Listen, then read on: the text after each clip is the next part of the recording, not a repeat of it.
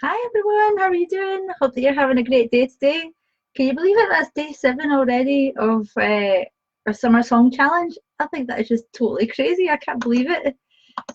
So yeah, I wanted to kind of come up here today and I'm actually in a little kind of spare room because I have some guests that are staying with us and stuff. So I thought it'd be better to leave them to chill in the living room and stuff. And then the things that we're going to be going to do today is don't really need a piano for it anyway, so it's fine.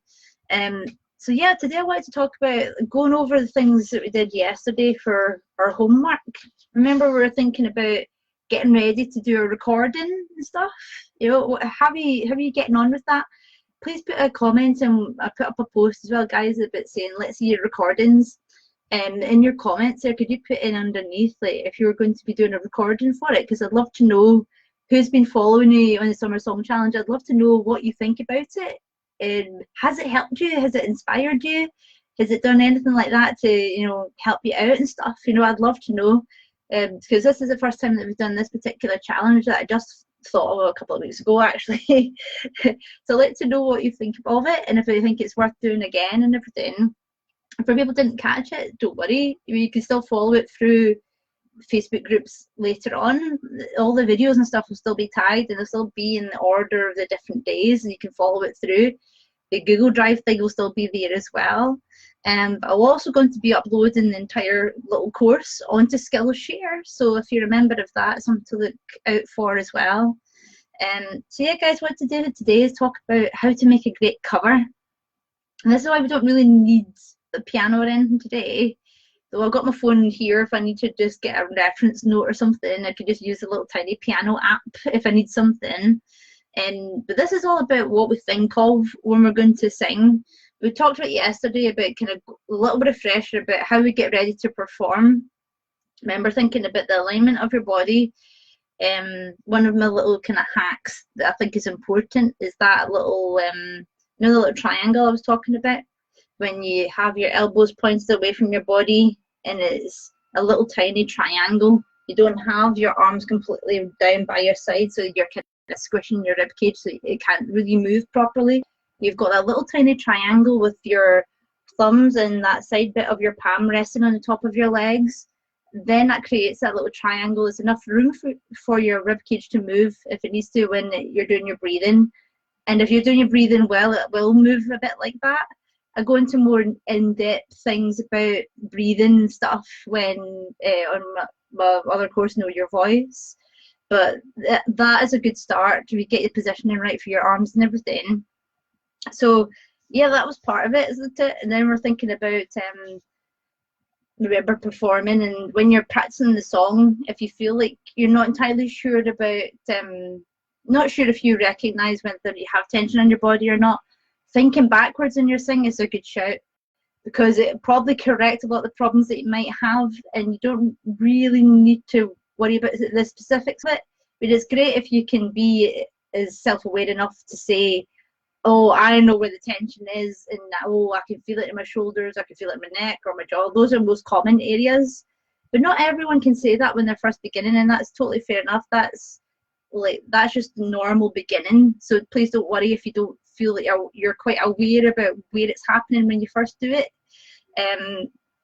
So yeah, that helps a lot. Think backwards. That eliminates a lot of problems. Actually, it can be really good.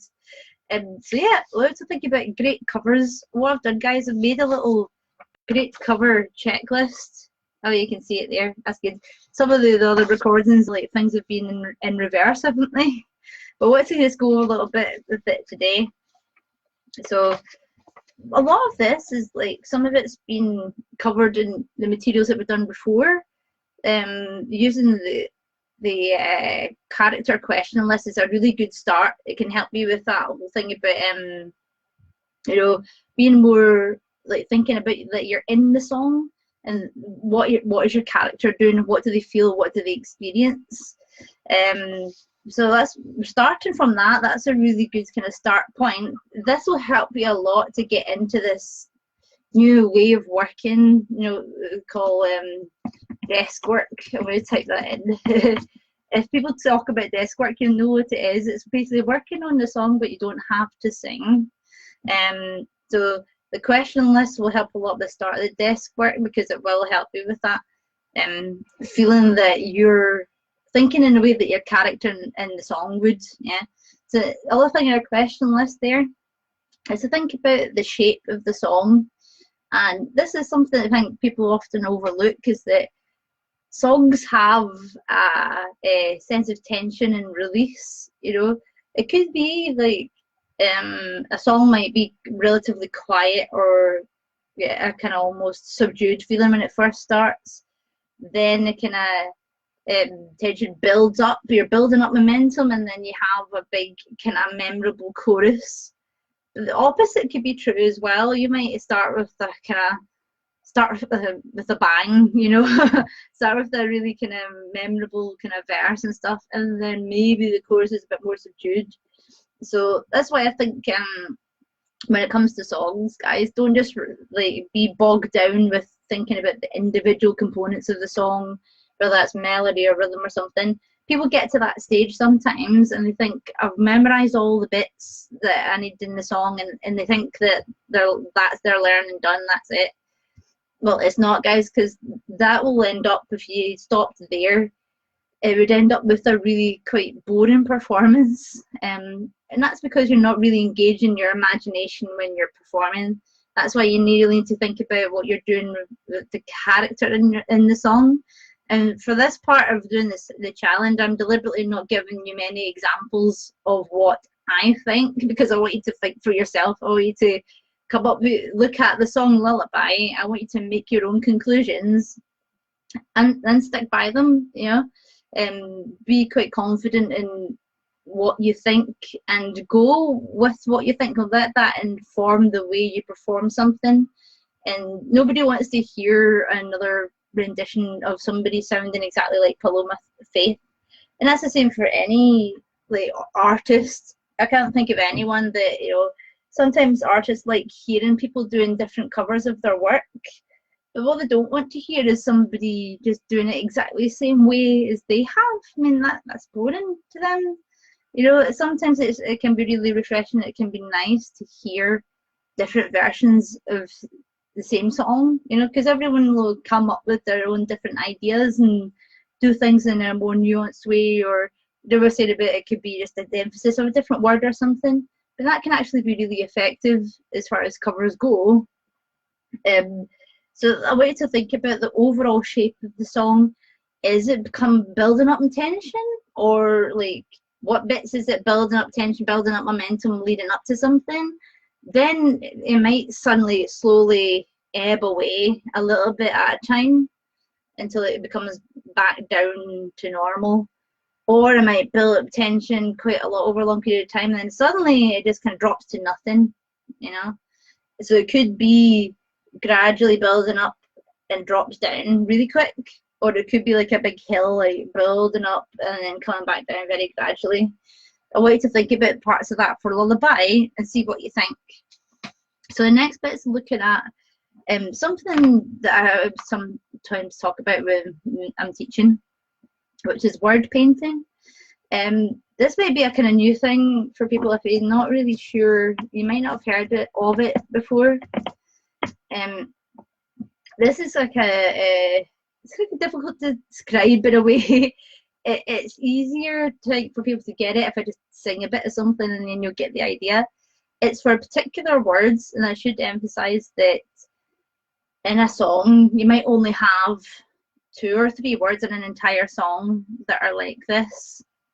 It's words that the artist or the person that's singing the song have decided that they want to make something of the words and make it feel more descriptive. And what I mean by more descriptive is that the way that somebody says the word when they sing it, it implies the meaning of it a little bit. So a kind of really simple example would be the word falling. So maybe the music might try and imply what the word means, and it might do falling. Do you see what I mean? Another like more real life example is from the Adele song "Make You Feel My Love." I think it's actually a cover by Bob Dylan.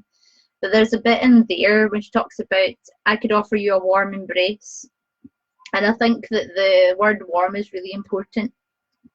And that's because it, the way that Adele sings that passage, the word warm is like word painting, and that she's trying to imply what the word warm means by the way that she sings it. So like when you're saying that bit in the song, it's like when the world's blowing in your face, oh yeah, when the whole world is on your case, I could offer you a warm embrace to make you feel my love.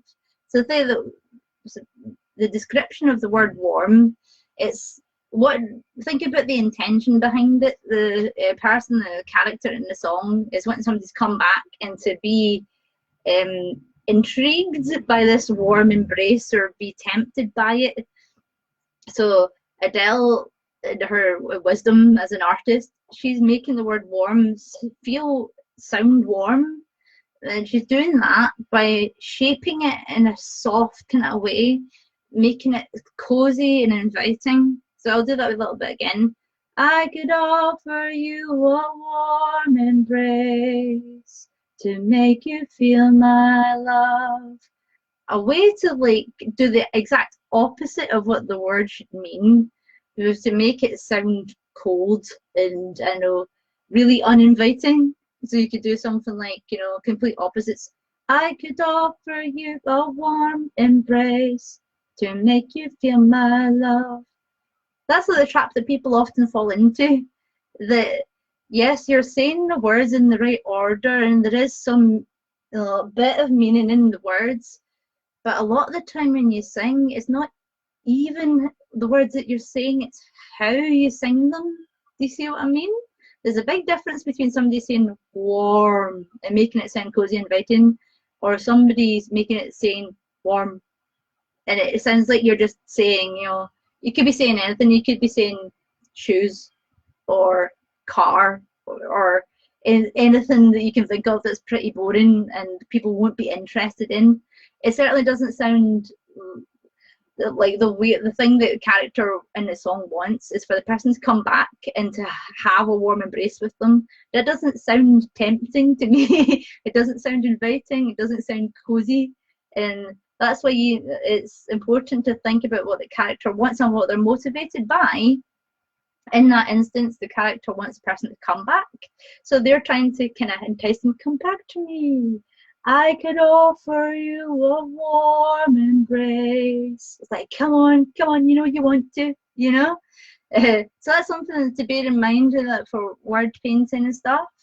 So I'd like you to have a look at Lullaby, and there might be a couple of words there that you might want to have a look at and think, oh, this might be a good example of word painting. So if I kind of have a look at the words myself and have a think, let's see. I'm just looking at the bits here.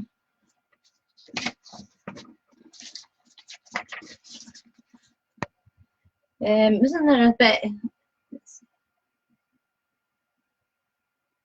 Oh yeah, you know what? The word lullaby, I think that's a good one, because think of the word lullaby. What do you normally think of, guys? It's like a song that's meant to be sung to a little tiny baby, a baby in arms kind of thing. And what is the motivation of a lullaby? It's soothing, and it might be if you're singing a lullaby, you're trying to get a little baby to sleep. You're trying to make them feel more comforted and protected. You want them to feel safe, So if you're singing a lullaby, you don't want it to sound like some military march or something that people might feel the opposite of safe and comforted and protected. They might feel a bit intimidated and scared. Won't you sing me your sweet lullaby? That sounds like you're going to go to war, and it sounds tense and a bit like, ah. That's the opposite of what you want, yeah. Even though, in the song, I would probably say that you're not going to sing this to a little baby, but you get the idea, don't you? You need to think about what effect do you want to achieve. Oh, Ken has joined us. Hi, Ken. Hope you're having a good day. So the effect you want to achieve for the word lullaby is soothing, it's calming, you want to have a kind of protected kind of feel. And it says sweet lullaby, so that's kind of like telling you that that's instructions right there. It's a sweet lullaby, so the way that you should sing it should be quite sweet. It should be open, friendly, and approachable. So, won't you sing me your sweet lullaby? I'm just trying to think about the words. I don't even know if I was in the same pitch. I said, oh, hi, Ken. I said, hi. Hey, thank you. It's always nice to know that some people are here, you know, instead of just like talking to myself. But does that help for the whole thing about word painting? You really need to think about what's the intention behind saying the word. Yeah. So warm embrace, I would say for me, that one was pretty obvious that you wanted to sound warm and cozy. Maybe lullaby isn't so obvious because you're not singing to a baby. If you were actually singing a lullaby, I think people would get it straight away. But this one is more of a kind of subtle one in the you still want to have the feel almost like you're singing a lullaby, but the intention behind it is the same. Safe, soothing, like protected kind of feeling, open and approachable. Yeah. So I'd like you to have a think about yourself about what you'd like to do, you know, like for word painting. So I would say for me, I would toy about a little bit with the word lullaby. So you might experiment a little bit when you're practicing maybe just a couple of the words or like the lines of that song. And you might just practice around a little bit. Because sometimes with this it can be a bit of trial and error. You might try something, you think, oh, I don't think I quite achieved what I wanted to achieve there. You try it again, it's like, oh, maybe I'm getting a bit further along to the effect that I want, but I'm not quite there. This is where doing the recordings and stuff can be good, because sometimes you think, oh yes, I've totally nailed it, and then you listen back to the recording and you're like, yeah, I'm not quite happy just yet. Please don't feel disheartened if it means that you have to record for a little bit. You might do quite a few recordings, and please pace yourself. You know, anytime that you feel that you're getting a bit tired, you know, this might be quite a new experience for you, but I want to reassure you, your voice can get tired. So that means that you have to have a break. You need to rehydrate yourself, whether that's some water or like maybe some herbal tea or something like that. If you have a facial steamer, that's always good as well. Steam is really good for rehydrating the vocal cords. So it might mean that you have to have a rest for like 20 minutes, half an hour at least, and then you can go back into it. But you might not be physically exerting yourself much. It's not like you're going to the gym and you're sweating lots or whatever, but your voice can be fatigued if you've been doing a lot of singing. That's why I say, like, for this particular exercise, please don't feel that you please don't sing the entire song. Find the little snippets. Go to the lyric sheet that you want. Go to lyric sheet and find those like a little couple of sort of words that you want to experiment with. So one I would probably recommend would be the word lullaby. So that's one. So have a look for yourself. There might be maybe one or two other words. There might not be that many more than that, if any at all. You might be quite happy with just picking the word lullaby. That's totally fine. But what I would say about word painting is that it's a bit like salt and pepper with your meal. They're really good as an addition to help make your meal more interesting, more flavoursome. But nobody wants to sit down to a bowl of salt and pepper. And it's the same with word painting, that we need to use it sparingly. And only use it when you're really inspired, when you see a word and you're like, oh, I could totally do something like that, and I want to do something that's interesting, and it's sparked a little bit of like ideas in your mind.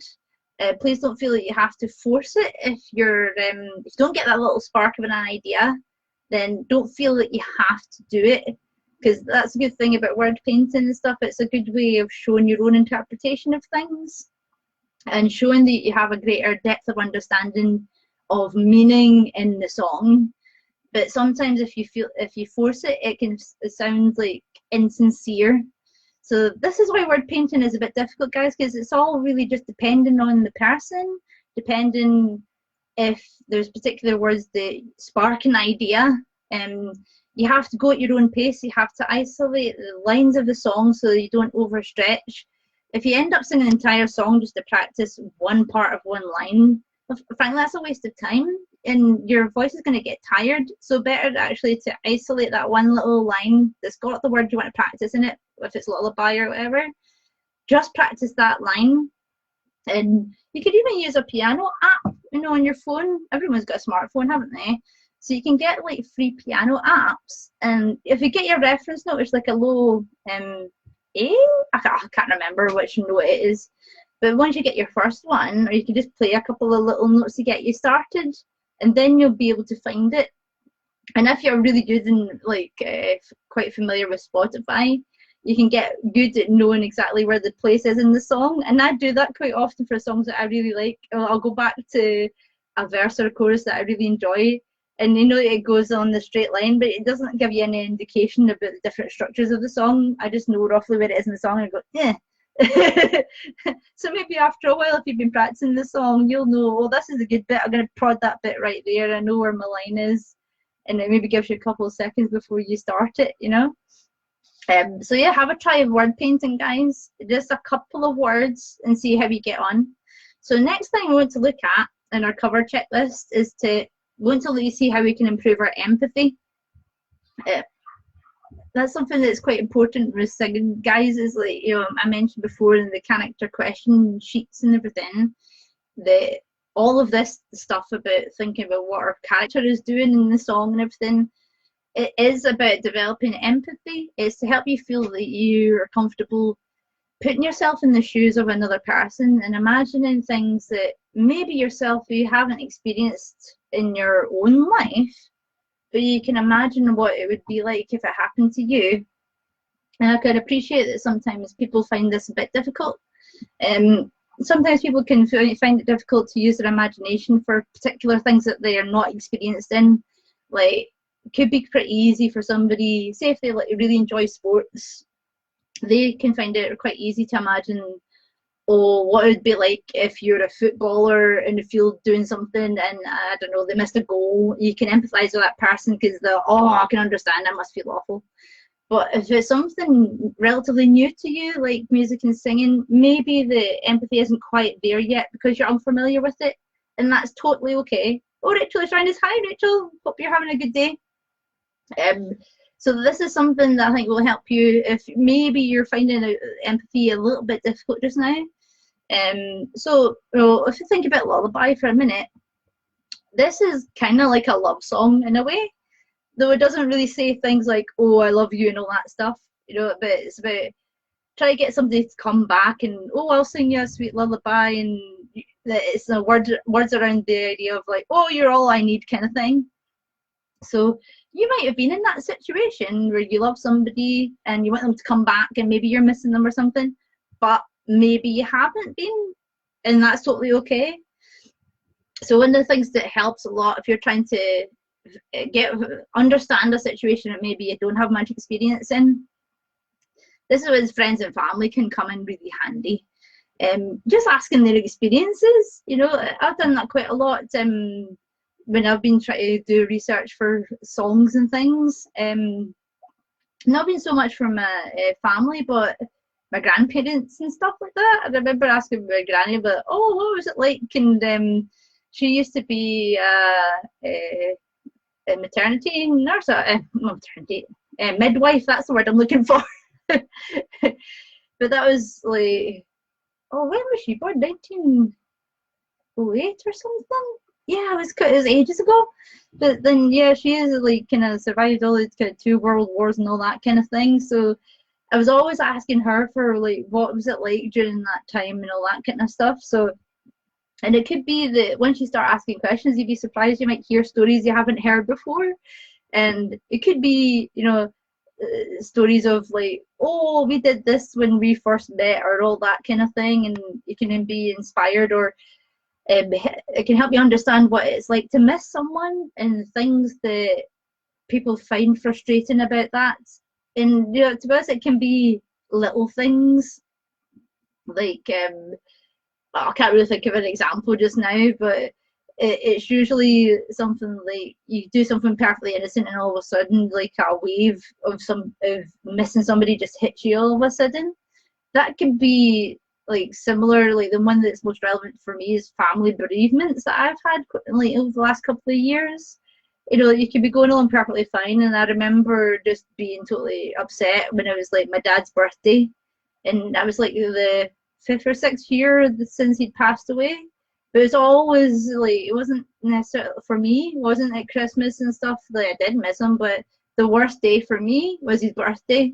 So the things about feelings that you have and experiences you have about loss can also tell you a lot about love, you know, about when you miss somebody and why you want them back, and you know that whole thing about belonging. So I think it would be good for you if you're wanting to help improve your empathy, but for music making and for singing. I think it'd be good if you like met up with some friends and family and had a coffee and just ask them, even if you take your lyric sheet and they understand the context of it all, and just be like, "Oh, I'm doing a I'm doing the summer song challenge with Jane, and we're doing this song, and I think I kind of get the idea of this, the kind of experiences and the feelings that are involved in it, but I find it difficult to connect with the character in the song. So I was wondering if you've ever experienced things that are around the similar feelings, and maybe you could just show them the lyric sheet and they'd be like, oh, this line reminds me of this time that this happened to me, or might not even be that person. It could be, I don't know, their cousin or their auntie, or you know, and then it all kind of spreads out from there, and you hear about stories from everyone, don't you? But that can be really helpful, and utilizing your own network for understanding what people experience, even if you haven't experienced it yourself. That builds up your kind of knowledge. I would say that you should probably take a little notebook and a pen, because usually it's like the way that people describe things. It could be that they say something in a certain way that really hits it home for you. So you wouldn't want to forget that, and you scribble it down. So when you're going back to practice your song later on, look in your little notebook, and it could be just a couple of lines. You go, ah, I totally get it. You know, it's a bit like the cheat sheet that we did for the lyrics. This is like a cheat sheet, but for empathy, because some words will be more effective about getting the message across or the feeling across to you than others will be, and that's the same for everyone, you know. Same for me, that sometimes I'll struggle to understand something, and somebody that's really good at communicating things will say something to me in a slightly different way, and I'll totally get it. So it can come down to the communication skills of the person as well. That, you know, that's just, you know, how things go sometimes, isn't it? Oh geez, it's raining a lot. I'm glad I'm inside. Okay. So one other thing on our great cover checklist, I mentioned it already, guys. I want you to record yourself, and I put it in big capital letters. Please give credit for good work. I know I keep on saying this, but it's so, so important. Singers are the worst, guys. Singers are the worst at giving themselves credit for anything. So please don't fall into the trap that I fell into about thinking that, you know, fixating on the things that I'm not good at. I'm just thinking, oh my god, I'm just so totally crap, and then you end up being crap because you don't practice, because you feel demotivated. Do you see what I mean? The best thing to do is actually be specific about what's frustrating you, whether it's that particular bit of the song, or this bit, or that line, or that word, or that rhythm, or those notes. You know, you can't be too specific when it comes to these things, but that makes it's easily like improvable. You see what I mean? Because if somebody says the whole thing is crap, but that sounds like a really totally insurmountable goal, doesn't it? But chip away at it, so you've got lots of little tiny goals. So it's little steps that you can take. Some of them might only be like, to improve them, you only need 5-10 minutes. That makes it a lot easier, guys, doesn't it? When you like put it down into little steps like that, and so that helps you to keep going. You know, helps you to persevere, because it doesn't seem like a big, massive goal that you can't get your head around. Another wee thing about as well about creating a great cover, I want you to ask yourself about how is your mindset when it comes to this. And I think it's something that's often overlooked, guys, is that sometimes it can be the things that you tell yourself when you do this can be the biggest barrier to whether or not you're going to be able to improve. Which thoughts do you have that maybe aren't helpful. So when you first started practice, do you catch yourself thinking, oh, this is going to be any better than what we did before? Or, oh no, this low bit's coming up, I'm going to bugger it up. Or, oh no, that high bit's coming, I'm just going to make a total mess of it. Just that internal chatter that sometimes happens, and it's something that I've experienced all too often. And it's kind of funny. I think it's a bit like if you ever go to a spa, you know, like when you come out of a spa and you're like, oh, I'm so relaxed and I feel wonderful. And you think back to yourself before you went to the spa and you think, oh, wow, I was really tense. And wow, I didn't realize how tense I was. I think it's kind of the same about things like mindset and stuff. And it's happened with me, guys. I didn't realize how bad and how toxic my mindset was and how much it stopped me from improving the way that I wanted to improve. And you can only really realize it when you're on the other side, like going to a spa and you go, oh man, I was really tense before.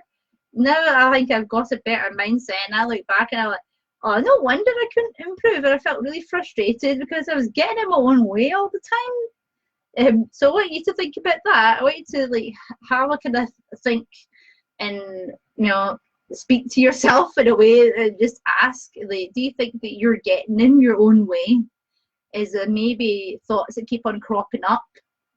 And I'd love to know if you ever feel like some of these little things that I put in the comments, like, oh no, here's that. I would really type it to that bit coming up. I'll